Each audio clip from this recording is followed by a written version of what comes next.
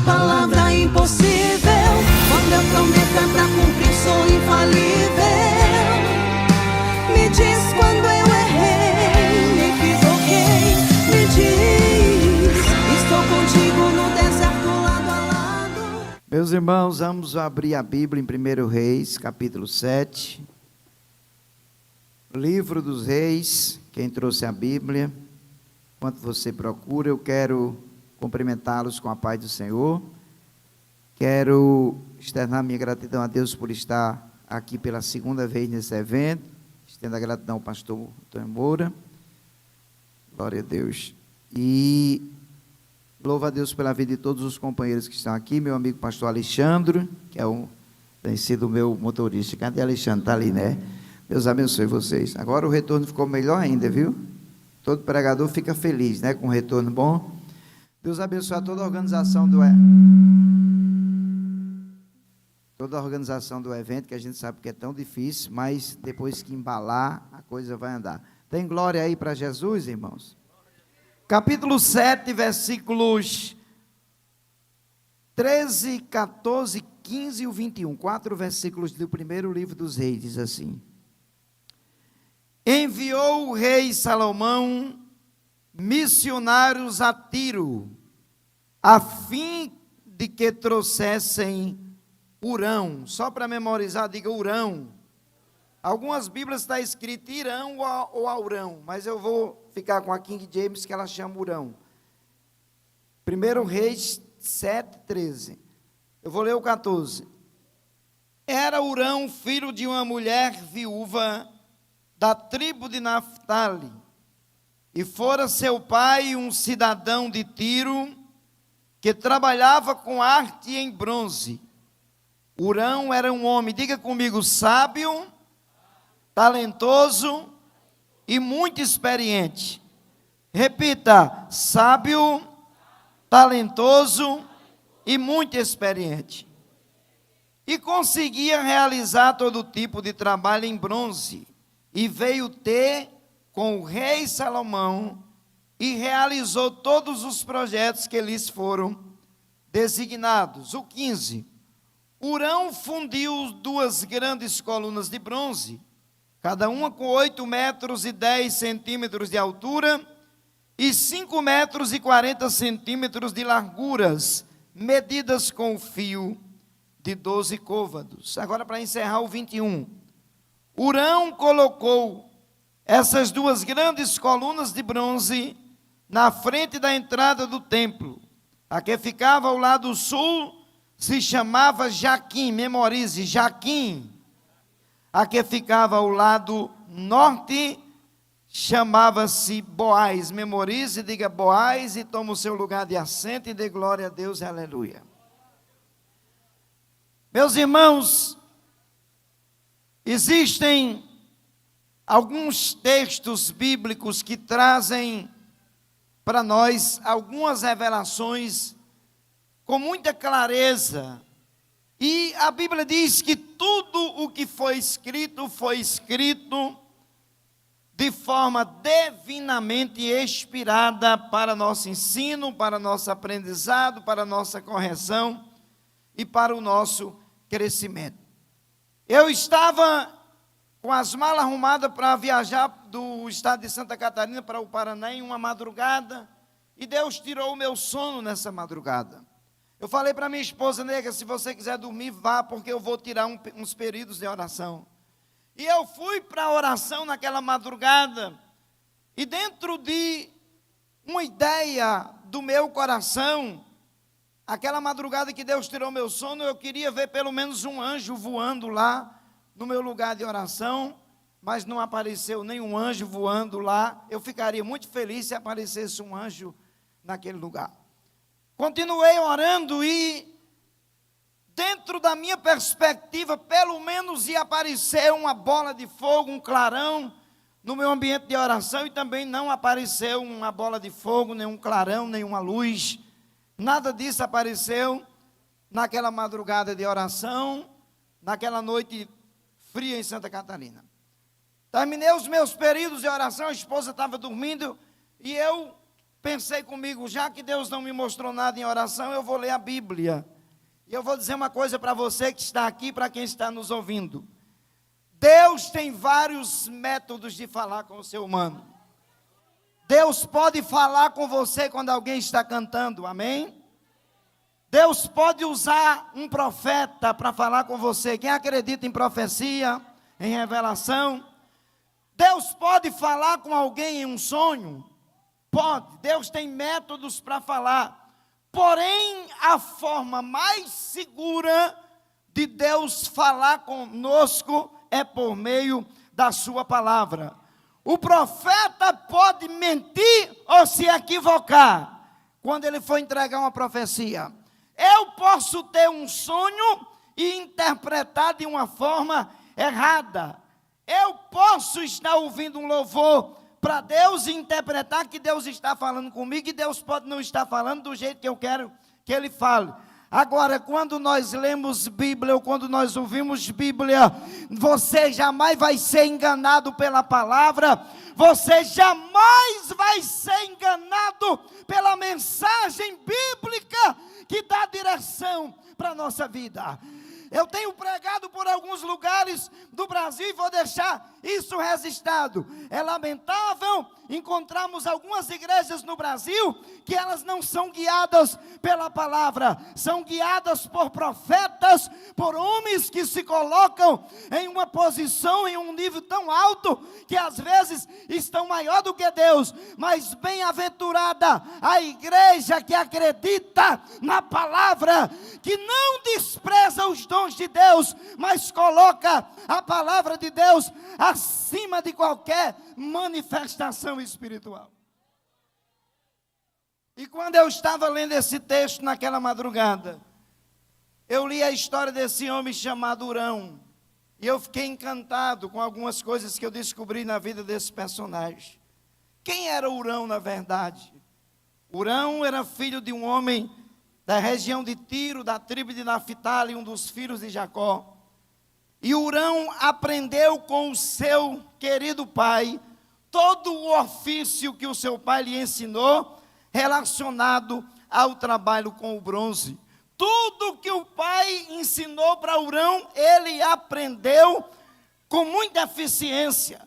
Ele se tornou um discípulo do próprio pai, fazendo com muita qualidade aquilo que o seu pai lhe ensinou. O tempo passou, o pai de Hurão veio a falecer. A vida de todos nós que estamos aqui, quem está nos escutando, ela tem fases.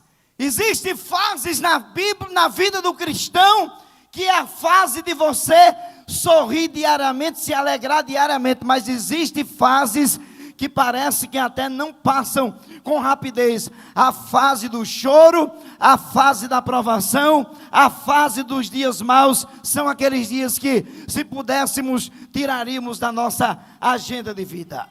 Esse moço chamado Hurão não estava preparado para perder o seu mentor, o seu pai, o seu amigo e o seu patrão, mas ele perdeu.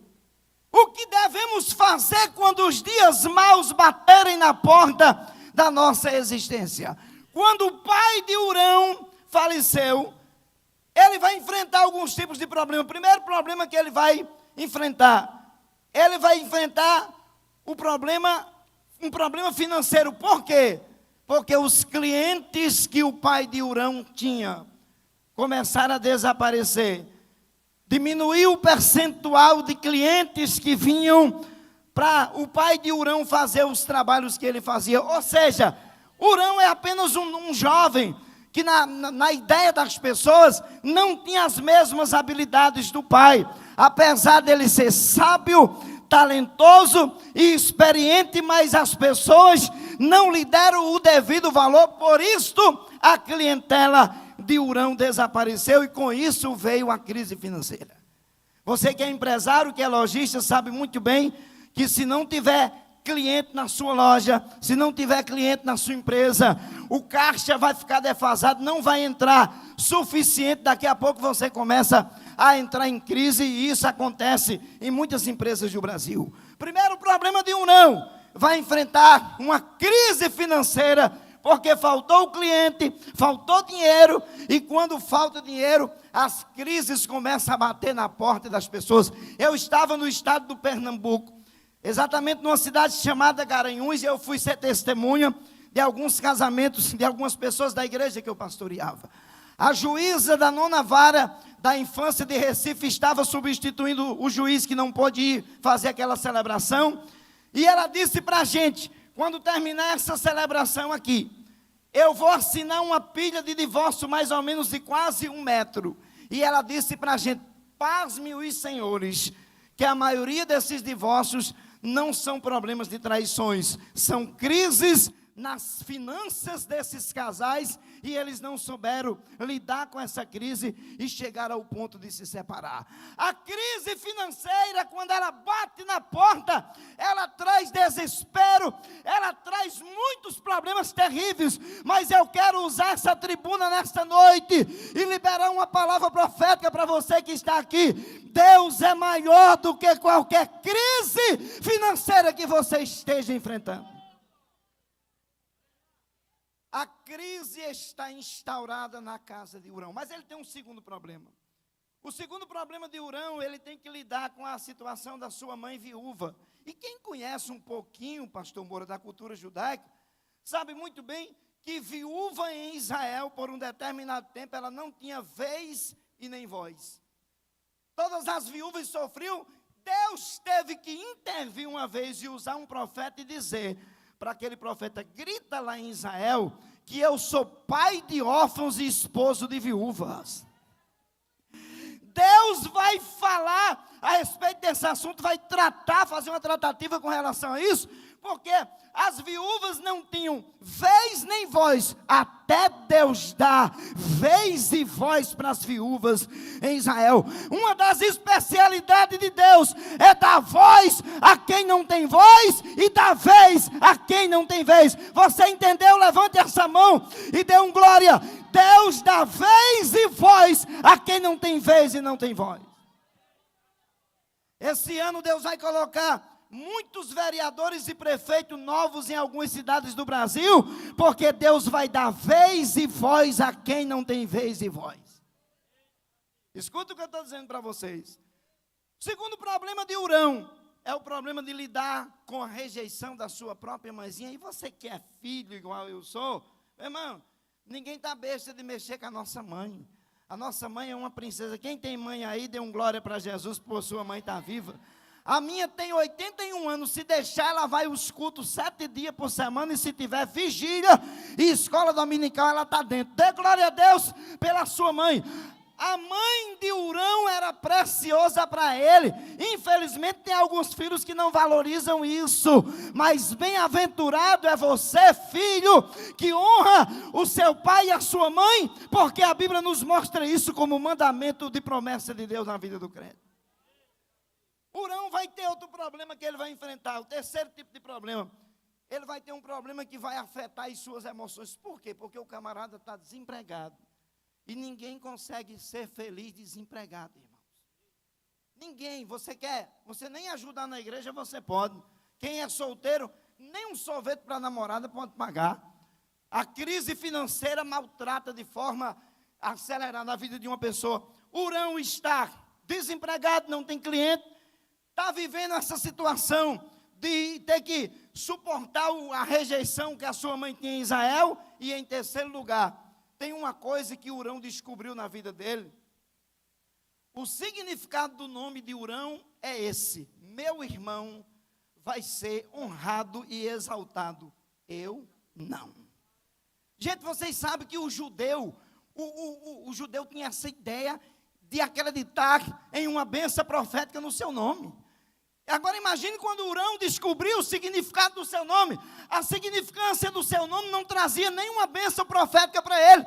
E isso mexeu com as emoções, porque qualquer um de nós que estamos aqui, se acontecer alguma coisa que afete as suas emoções, você vai sofrer com isso. O moço olha para o significado do seu nome e pensa consigo: poxa vida, meu pai não teve nem a relevância, a ideia de escrever, de colocar um nome profético na minha vida, colocou um nome que não tem nenhuma bênção profética. Mas eu preciso dizer para você que está aqui: o Deus da Bíblia é maior do que o significado de nome. O Deus da Bíblia é maior do que a localização geográfica de alguém. Eu vou mostrar para vocês que o Deus que está presente nesta noite está no controle de todas as coisas, e quando Ele decide fazer, Ele faz, porque Ele é Senhor de todas as coisas. Eu estou falando de um moço que está em crise. Eu destaquei só 3 crises na vida dele, já está bom demais, já é suficiente para você entender onde é que eu quero chegar. Hurão está vivendo uma verdadeira crise existencial. Mas um dia que Hurão não está esperando, quem chega na porta da casa de Hurão, está aqui escrito, 1 Reis capítulo 7, versículo 13, quem chega na porta da casa de Hurão, a carruagem do rei Salomão. Por que a carruagem do rei Salomão parou na casa de Hurão? Sabe por quê? Porque em uma reunião que houve lá em Jerusalém, sabe quantos quilômetros dá de Jerusalém para Tiro? 591 km. Salomão faz uma reunião com os seus súditos, e a reunião, alguns assuntos que foram abordados na pauta da reunião, o primeiro foi esse: precisamos de alguém que tenha habilidade para trabalhar com bronze. Era um assunto urgente. Quando foi abordado naquela reunião do rei com os seus súditos esta questão, alguém se levantou e disse: eu quero apresentar um moço que mora, na verdade, a 591 quilômetros daqui, mas ele é talentoso, ele é habilidoso e ele é experiente. Irmãos, quando chega a sua hora, o seu nome é ventilado sem você saber. Quando chega a hora de Deus fazer, Deus cria situações para mostrar que Ele tem o controle da sua vida. Eu vim pregar nessa noite aqui para pessoas que Deus vai fazer assim no de repente. Se você entendeu, dê aquele glória pentecostal. Eu vim pregar para pessoas que Deus vai fazer no de repente. Disseram: Salomão, o moço é talentoso. Escuta o que eu vou lhe dizer aqui. Há pessoas que estão aqui nesse evento e estão nos assistindo, que muitas vezes você já ficou triste porque falaram mal de você, falaram dos seus defeitos, falaram das suas faltas de qualidade, e isso feriram você. Mas eu vim dizer nesta noite para você que vai chegar a hora que as suas qualidades vão ser apresentadas, e até quem falou dos seus defeitos vai lhe aplaudir e dizer: verdadeiramente Deus fez. Quem acredita que Deus ainda faz, joga a mão para cima e dá um glória para Ele. Salomão manda sua comitiva real e diz: eu quero que vocês vão com pressa à casa desse moço chamado Hurão. Parece que eu vejo, o gestor da carruagem batendo na porta da casa de Hurão. E você sabe que cidade pequena, todo mundo conhece todo mundo. Olha os vizinhos. Olha os vizinhos. O que é que a carruagem do rei está fazendo na casa de Hurão? O que é que a carruagem do rei está fazendo na casa da viúva? Será que o filho dela roubou alguma coisa? Que a carruagem do rei, a polícia do rei está aí na casa dele? Daqui a pouco Hurão sai, recebe a comitiva real, e eles tratam Hurão com muita brandura, com muita gentileza, e diz para ele: Hurão, nós estamos aqui porque quem nos enviou foi o rei Salomão.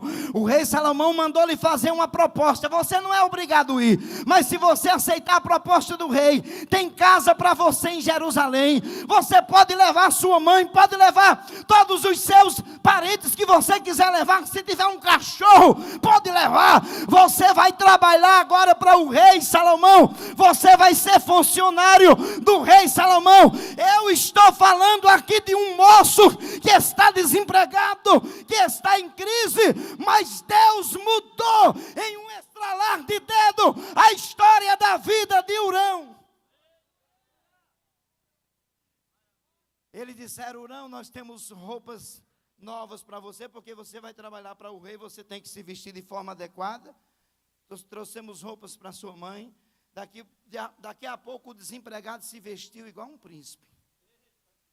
Isso aqui não é jargão de pregador não, que eu já passei dessa fase de dar jargão para fazer agenda. Eu vim aqui como profeta dizer para você que o nosso Deus trabalha de forma espetacular e extraordinária.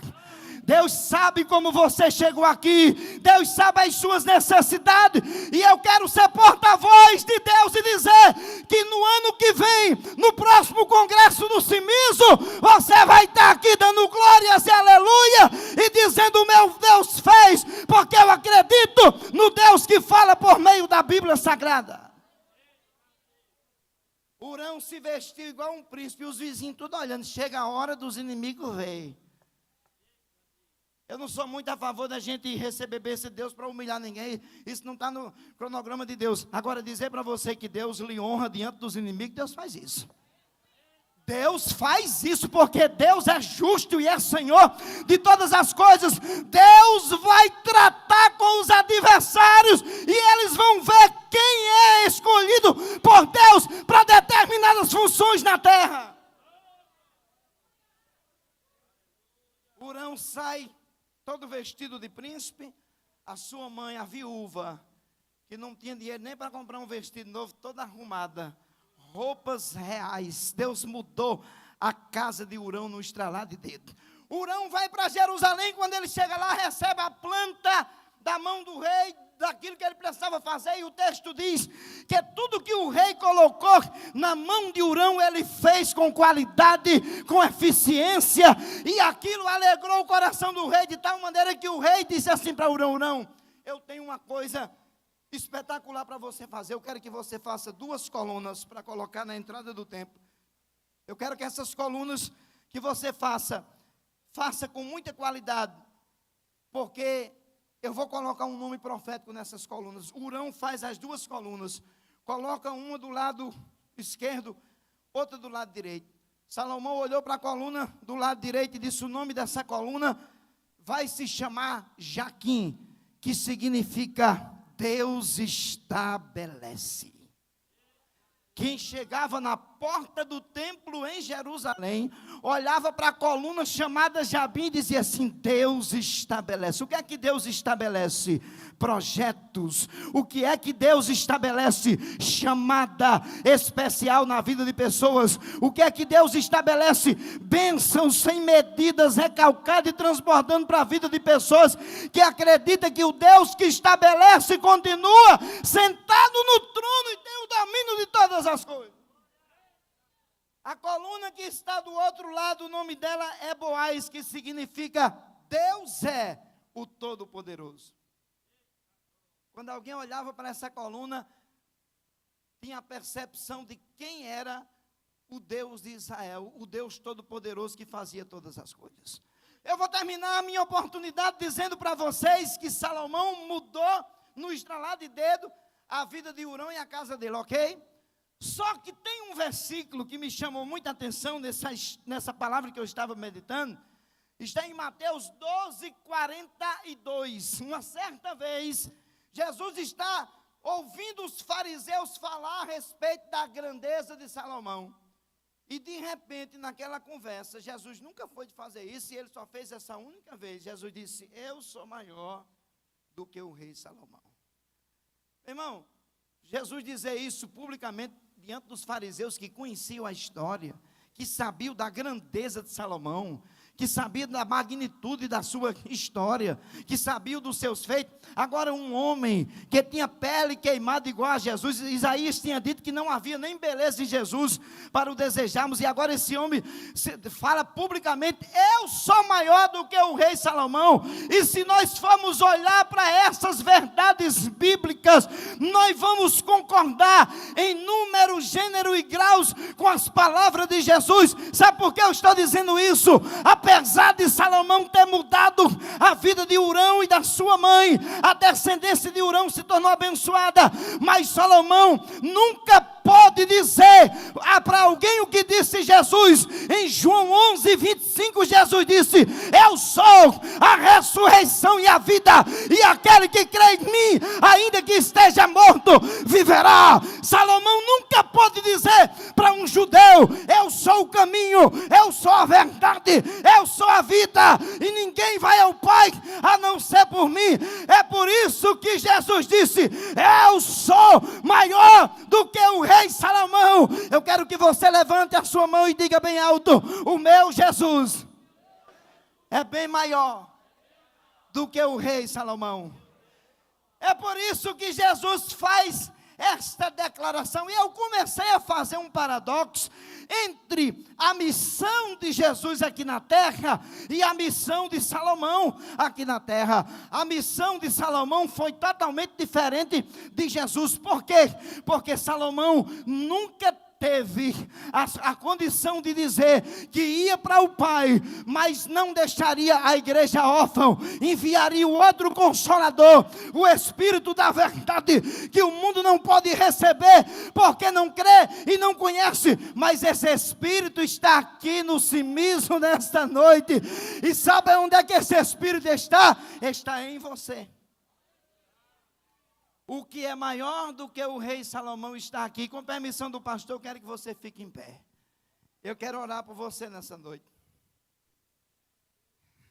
Eu acredito no Deus da Bíblia que anunciamos, o Deus que é maior do que Salomão. Eu sei que nós estamos começando o Cimismo, tem muitas outras mensagens que virão aí, mas eu quero aproveitar os meus 4 minutos que me restam para orar por você e declarar nesta oração que o Deus que é maior do que o rei Salomão está aqui para mudar a sua história nessa noite. Você acredita? Você acredita? Então curve a sua cabeça aí onde você está e feche os seus olhos, que eu quero orar por você. Querido Deus, em nome de Jesus, nós estamos diante de Ti nessa noite, declarando nesta tribuna que o Senhor é bem maior do que o rei Salomão. Ó Deus, aqui tem uma igreja que acredita nesta verdade das Escrituras, que o Senhor é o dono do céu, o Senhor é poderoso para mudar a vida desta pessoa, o Senhor é poderoso para batizar ela com o Espírito Santo e com fogo, o Senhor é poderoso para mudar a sentença desta pessoa nesta noite. Esta é a minha oração, crendo que haverá resposta do céu. Se você acredita, dá um glória para Jesus. Então Deus me disse assim: eu não conheço a palavra impossível. Quando eu prometo é para cumprir, sou infalível.